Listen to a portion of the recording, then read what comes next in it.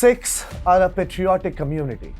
They are at the forefront to serve the country. They do not take a step back when called to fight for the country. They are always willing to lay down their lives for their nation, for upholding the sanctity of their gurus. However, a wretched lot of the community has started to bring collective shame for the peace-loving religion. The Khalistanis over the years have sprung up in large numbers and have inflicted serious damage to the collective good of the Sikhs. The pure-hearted Sikhs have allowed them to go scot-free, and that is allowing these terrorists to mudsling their names. Wearing the Sikh turban doesn't make one a true Sikh. What makes one a true Sikh is standing up for the right, and it is high time that Sikhs across the country stand up in unison and start to call out the Khalistanis fair and square. The moderate Sikhs cannot be fence-sitters any longer. Hi and welcome. You're watching TFI English, the national socio-political analysis arm of the TFI Media Group.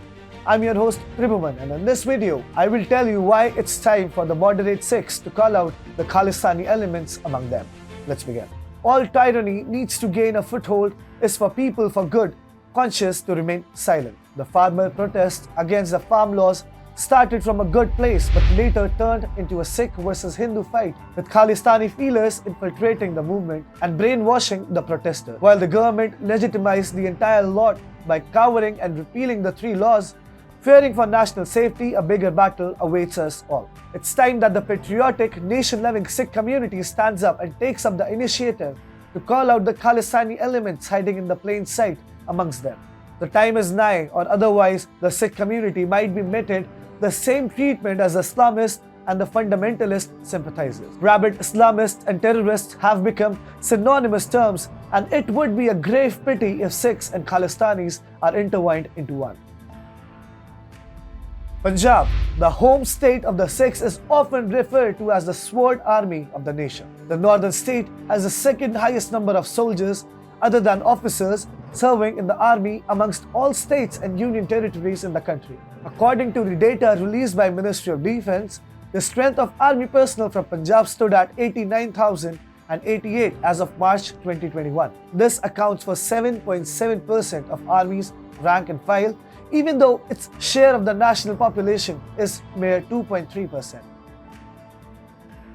Thus, it is rather absurd paradox that a state where families pride themselves in sending at least one army man from their family to protect the country's border is the same state where a secessionist movement started, and where instead of cherishing the memory of Bhagat Singh, few are upholding the memory of terrorists like Jarnail Singh Bhindranwala that desecrated the holy compounds of Golden Temple. And these Khalistanis do not have the interests of Punjabis or Sikhs in mind. They are simply employed on the payrolls of the Islamists of Pakistan and ISI.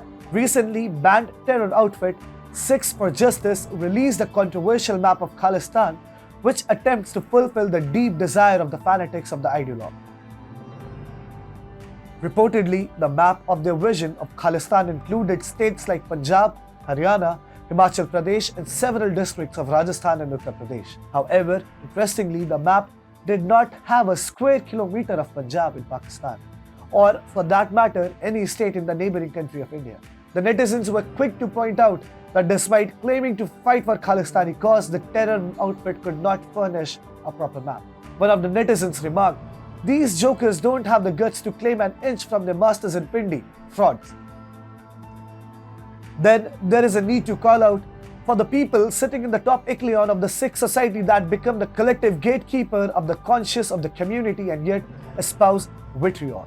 Earlier this year, on the 37th anniversary of Operation Bluestar, the Akal Takht officiating Jathedar Harpreet Singh had tagged the events as Chaurasi da Gallughara. Delivering the customary sandesh from the podium of Akal Takht, he said, "Words like Operation Bluestar or Saka Neela Tara must be avoided to refer to the event as it hurt the sentiments." Comparing the Indian Army's Operation Bluestar on Golden Temple and Akal Takht with the war between the two nations, Harpreet Singh said, "Like the earlier two Gallugharas, the third one occurred in 1984 when the Indian Army attacked the Golden Temple, the way China and Pakistan attacked India in 1962 and 1965.